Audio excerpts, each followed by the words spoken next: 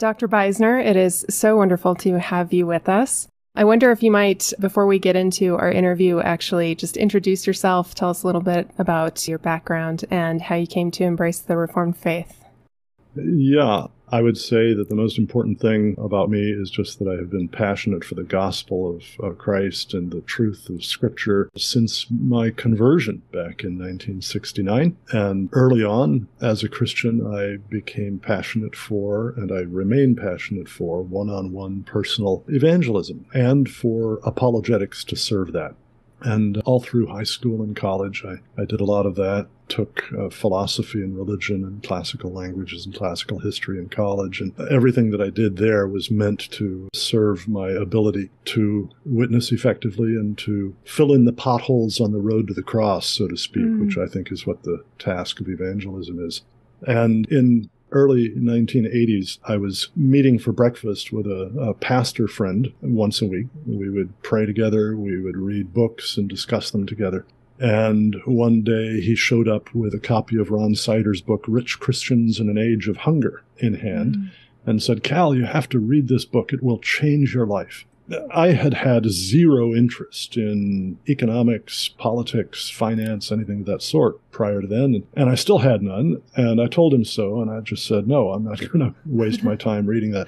And he kept pressuring me for months, and so finally I broke down and I read the book. Well, I had read many, many commentaries on the Bible and books on biblical hermeneutics and the like, and lots of philosophy, and had studied logic a lot. And as I read the book, I kept thinking to myself, wow, this really doesn't seem to be interpreting Scripture very well, and these arguments don't seem to be logically valid, but I don't know anything about economics. I wonder if he has sort of messed up his economics as badly as he had his Bible and his logic. So I did my standard thing. I went to a bookstore and bought a stack of books, this time on economics, and I read through all of these various texts on economics and decided that Sider had blown his economics at least as badly. The book was very pro-socialist, and when I finished studying those, I thought to myself, if this book is really influential, and by the way, it did turn out very influential. Just a few years ago, Christianity Today named it the most influential evangelical book published in the last 50 years. Oh, wow. Very sad thing. But I figured if this is really influential and lots of evangelicals embrace this, people could do a lot of harm with the very best of intentions. And so somebody needs to be writing something of a critique of this. So I began exploring how I might do that. That's what led to my master's degree program under the tutelage of the late Dr. Russell Kirk, who was a great man of letters, historian, philosopher, political thinker. And I had met him, and I learned that he took private tutorial students, and told him I'd like to write on biblical theology or political economics. And he invited me to do a master's program under him doing exactly that. So that in turn led to my being invited to work with what was called the Coalition on Revival, which was an outgrowth of the International Conference on Biblical Inerrancy. And with the Coalition on Revival, I was asked to chair a committee on economics. The aim of the coalition was to produce white papers, really, on the application of biblical worldview and theology and ethics to various different spheres of life, law, government, economics, psychology, philosophy, the arts, media, and so on. And so I agreed to do that. So after the 3 years and input by about 120 different scholars, we produced our white paper, and then Marvin Olasky and Herbert Schlossberg, Olasky at the time was professor of journalism at the University of Austin, and Schlossberg was author of the marvelous book, Idols for Destruction, which really should have been the most influential evangelical book of the last 50 years. They asked me if I would write a book on economics, an introduction to economics from a biblical worldview perspective, for the series of the Turning Point Christian Worldview series for Crossway Books. And that's what became Prosperity and Poverty, the Compassionate Use of Resources in a World of Scarcity, which was published in 1988. One chapter of that was supposed to deal with population, resources, and the environment. And as I worked on that, I just told Marvin and Herb that there was no way that could be done in a chapter. And so they said, okay, so just do another book just on that. That led to Prospects for Growth, a biblical view of population resources in the future in 1990. And those led to my beginning to be known as a scholar on, call it creation stewardship, environmental stewardship from a biblical perspective. That, as well as my work in economics, those two led to my being asked to teach at Covenant College, where I started in 92. Taught mostly interdisciplinary courses on the application of biblical worldview, theology, and economics to ethics, to economics, government, and public policy. Gregory never took one of my courses, but he sat in on one anyway, a bit. Or maybe more than one. It was fun getting to know each other a bit back then. And then R.C. Sproul heard me lecture one time at a seminar up in Grove City, Pennsylvania. And at the time, he was serving on the board of Knox Theological Seminary. And he determined that when they had another opening there, they should ask me if I would fill it. And about 2 years later, they did. And so they asked me to come down and be an associate professor of historical theology and social ethics, but I also taught apologetics and almost everything in systematic theology and logic and political philosophy and several other courses as well. So I did that till 2008. In 1999, I worked together with all volunteer, all of this, on the side, with about 35 other, mostly Christian, some Jewish, scholars on environmental stewardship to produce what became known as the Cornwall Declaration on Environmental Stewardship. That was made public in March of 2000. And in 2005, a few of us decided, hey, let's actually start a bit of an organization, very informal, to try to promote those ideas. And by 2007, we had enough traction that it was becoming, for me anyway, the equivalent of about a half-time job.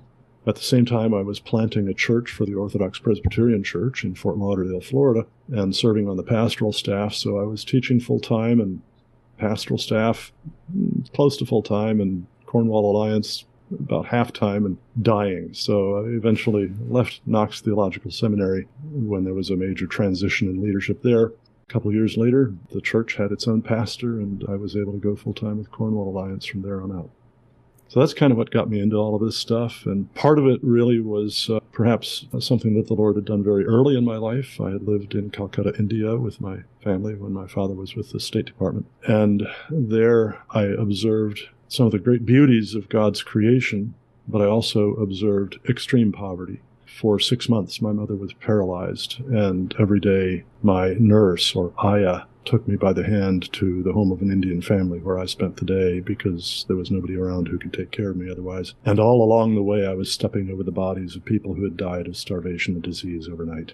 Those picture memories, along with the picture memories of the beauties of the Indian countryside, stayed with me all the time. And much, much later, of course, we realized that the Lord had given me both of those to prepare me to be concerned, deeply concerned, about both the stewardship of God's beautiful creation and especially the conquest of poverty, lifting people out of poverty. And part of what I realized through a lot of my studies is that you cannot be good stewards of creation when you are extremely poor. You just can't prioritize it. If you can't put food on the table, clothes on the back, and a roof over the head, you don't much care about agricultural runoff or ozone or smog or anything else. And so real environmental protection is a privilege of those who no longer have to fight the environment for survival.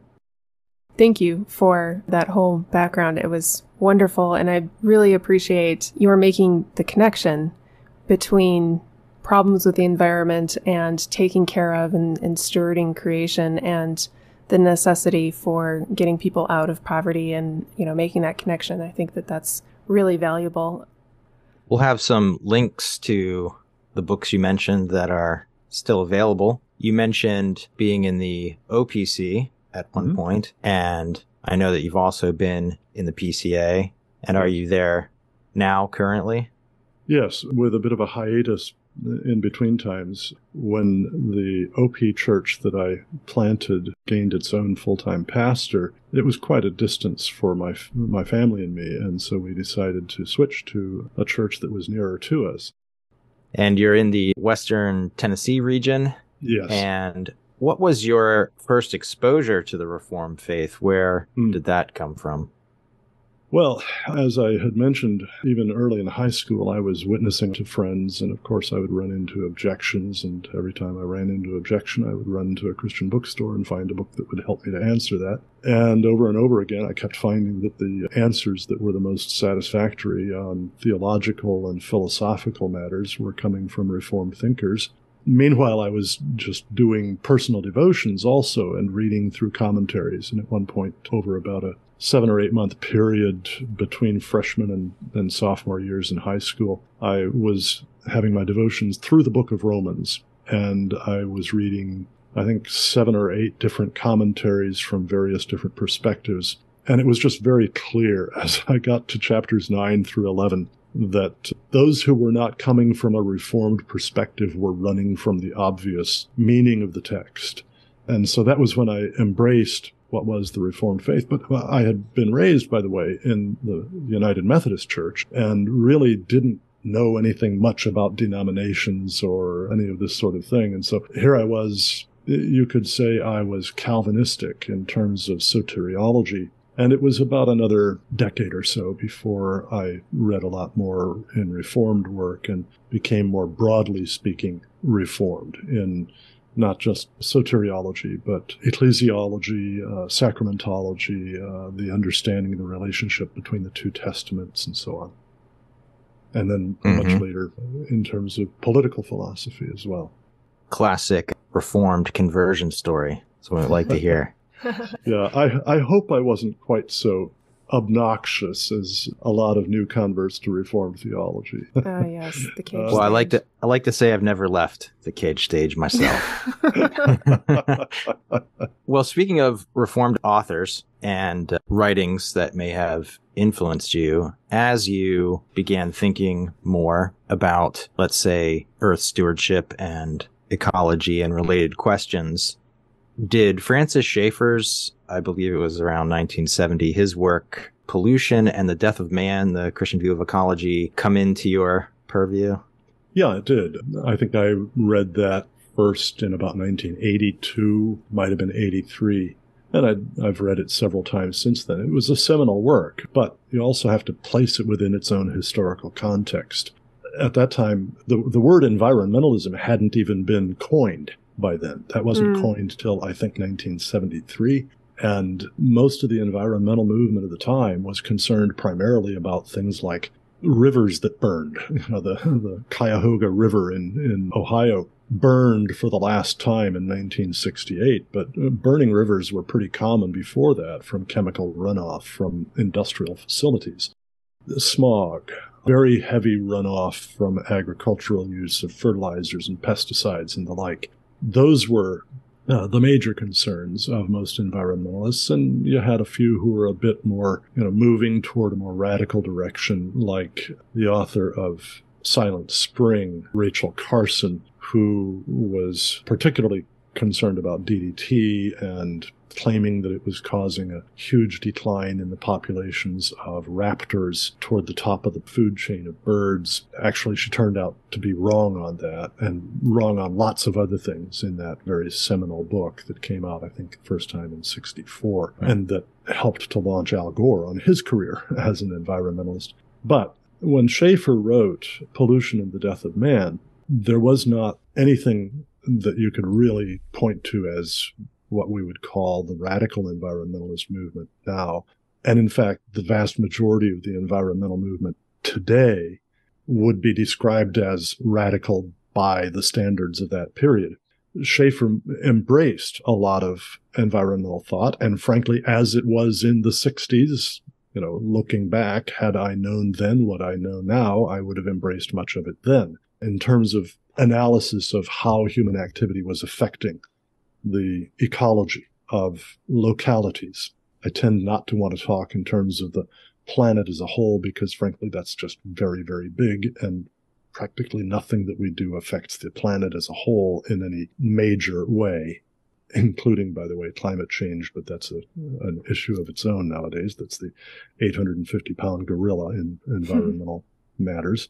One of the things that I have seen as a weakness in much Christian and including evangelical activity, scholarship, writing, speaking, teaching on environmental stewardship is a failure to dig deeply into the science, the engineering, the economics, the policy and policy consequences of the issues that are involved. So that basically what we have is a great deal of, I love God, I love his creation, I therefore want to protect his creation, therefore we need to do this. I love God, I love the poor, I want to protect the poor, therefore we need to do that. And there's a huge jump between the first two, I love, and the therefore we need to do this. And in that jump, there's an assumption of an awful lot of things about scientific claims of fact, engineering capacities, engineering realities, and economic consequences that just tend not to be carefully examined. I mean, a classic example of that, back in 2005 and 6, the Evangelical Environmental Network, which grew out of, it was actually one of the original parts of the National Religious Partnership on the Environment, which was co-founded in 1994 by James Parks Morton, who at the time was the dean of the Episcopal Cathedral of St. John the Divine in New York City, who annually did a baptismal service for animals from the zoo and was very much a New Age type fellow. He and Carl Sagan of Cosmos fame, the cosmos is all that is or ever was or ever will be, co-founded the NRPE. And it's rather interesting that you have this New Ager and this atheist Marxist scientist co-founding the NRPE. And the EEN was a part of that. Well, in 2005 and 6, the EEN got thoroughly onto the global warming alarmist bandwagon, and it issued a statement called Climate Change: An Evangelical Call to Action, which was written by David Gushee, who at the time was ethics professor at Union University in Jackson, Tennessee. And they managed to get 86 big-name Christian evangelical leaders, college presidents, mission presidents, etc., to sign on to this. And basically what it said was human emissions of carbon dioxide are causing catastrophically dangerous climate change. That is going to harm the poor more than anybody else.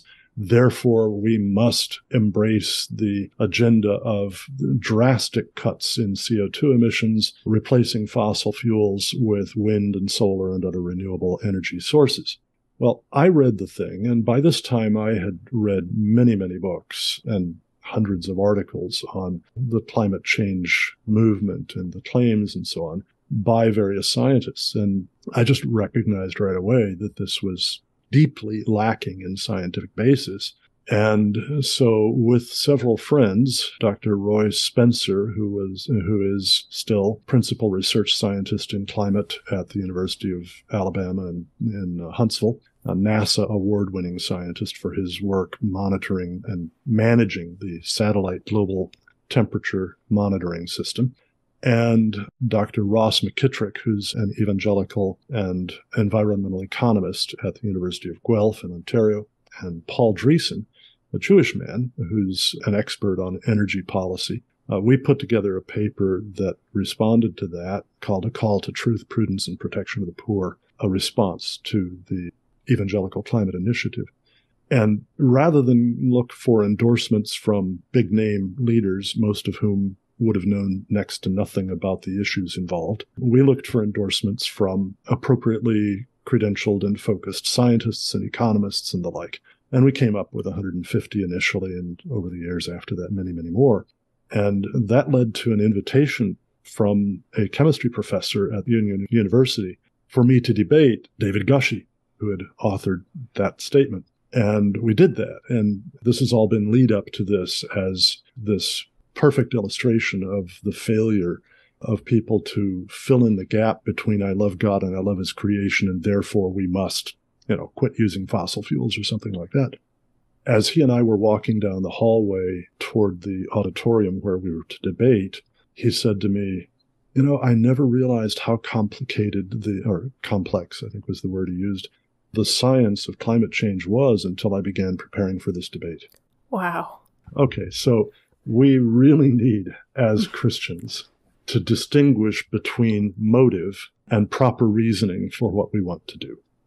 And so that's what I've tried to emphasize all through the history of the Cornwall Alliance. It's why we have roughly a third of our almost 70 different scholars now in the network are natural scientists, including some of the world's very top climate scientists. Roughly a third are economists, most of them specializing in either environmental or developmental economics. And roughly a third are theologians, philosophers, ethicists, and ministry leaders. And we try to weave all of those things together so that we are not falling into the trap of best of motives, worst of consequences. If you don't mind, I'd like to backtrack a little bit. You mentioned that there was a colloquium or a conference of some kind in 99. Mm-hmm. That was somewhat the impetus for the organization, the Cornwall Alliance, forming in 2005. Is that right? Sort of. The colloquium in 99 wasn't meant to be an impetus to the starting of any kind of an organization. It was just kind of a fun get together, let's talk, right? And we had a great time, 3 days, roughly 35 scholars together. But a handful of us afterwards decided, we really had some really good ideas come out there. Let's put together just a 2-page statement of principles. And it fell to me to draft that. And then we had intended to just do a little almost hobby kind of thing starting in 2000 called the Interfaith Council on Environmental Stewardship. And as a side thing, I was going to provide some leadership for that in spare time. But I didn't have a lot of spare time because at that time I was switching from teaching at Covenant College to teaching at Knox Theological Seminary. I was also still working on my PhD from the University of St. Andrews, and I was raising 7 kids. So it wasn't until 2005, having finished the PhD, having taught all my courses at Knox at least 3 times, and the kids considerably older, that I finally realized, okay, now I have some time. Let's see if we can get something moving here. Well, it wasn't really launched out of that 99 meeting. It was kind of a long delayed outgrowth from it. Well, that answers one of my questions. I was wondering if you had the organization in mind to begin with, but what was it that prompted that original meeting?